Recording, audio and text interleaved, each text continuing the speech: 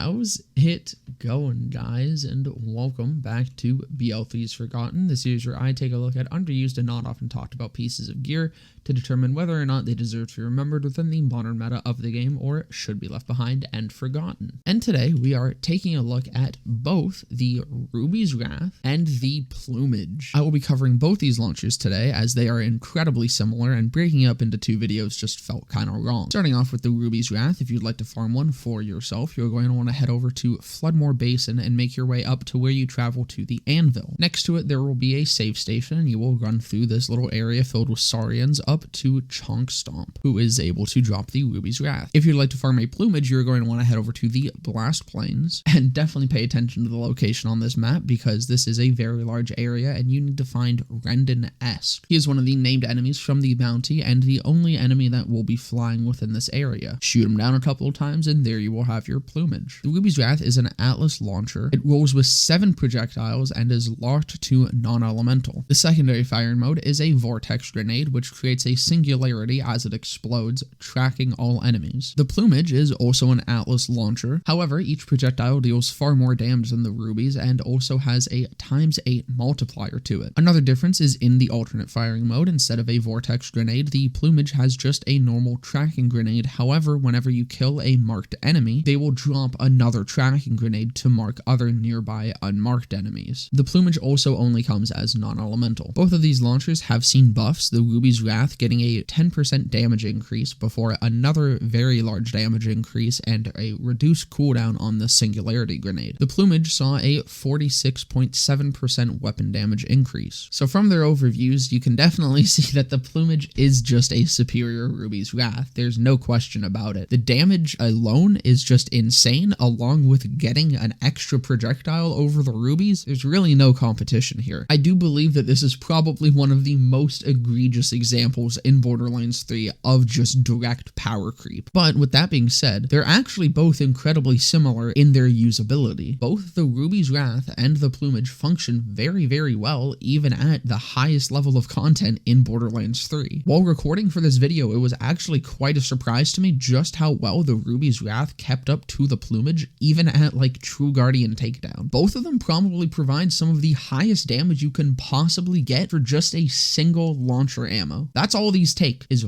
one launcher ammo. For comparison, the Ruby's Wrath, the lesser damage of the two, does double the damage of the kick charger. Of course, this is just the base hard damage of the kick charger. The kick charger gets up to 400% of that, but that means the Ruby's Wrath is doing half of the total potential damage of the kick charger in a much larger area, making it way, way, way better for mobbing. But the Plumage is significantly closer to the actual full damage of the kick charger, as the kick charger hits around 1.4 million base damage, while the Plumage does 1 million base damage, only losing about 400k, which isn't that bad, especially when, again, much better for mobbing. The biggest downside to these guns is that they are incredibly hard to aim, having god-awful accuracy as is, but also firing out more so from the top corner of your screen rather than straight towards where you're actually aiming. But you have to keep in mind, they're a fucking Atlas, so it doesn't matter. You have these tracking grenades, especially with the Plumage,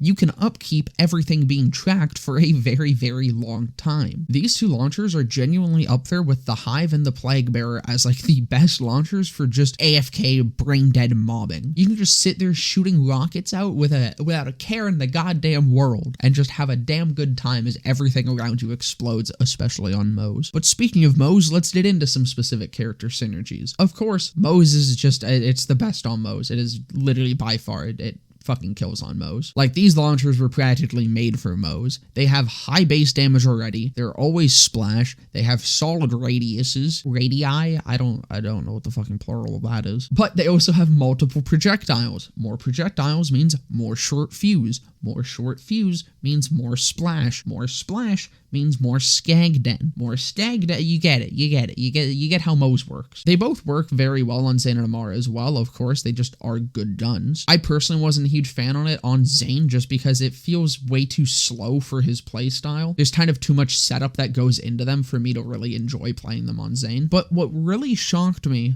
was just how fucking good these felt on Flak. And thinking about it, it makes sense. Flak also really likes having a lot of projectiles. He can also benefit from ASE Splash with a lot of his different builds. Personally, I use this with a fadeaway spam build to constantly proc ASEs and have some solid fadeaway uptime, and both the Rubies and the Plumage fucking shredded anything that stood in front of me. These two launchers are so incredibly underrated, especially for mobbing, as I genuinely believe that these are some of the best launchers for specifically mobbing, and they can even boss as well. Of course, for bossing, they fall short of other things, but the fact that it can be done, I think, is definitely a good note for them. If you're also a player that doesn't have any DLC, this is when the Rubies actually becomes a very good option because you won't have access to the Plumage. Along with not having access to the Plumage, though, you probably don't have access to a lot of the other very, very good rocket launchers that are in this game. So it is definitely nice to have a base game rocket launcher that has this kind of power to it. But yeah, that's about do it for this little special double feature of BL3's Forgotten. I hope you guys enjoyed, and if you did, please consider leaving a like, comment, subscribe, all that. Down in the description, you can also find a link to my Twitch where I will be live right after this video goes up, and a little below that, you can find a link to my Discord if you'd like to come hang out even after my streams have ended. And with that all being said, I hope to see you guys in the next one.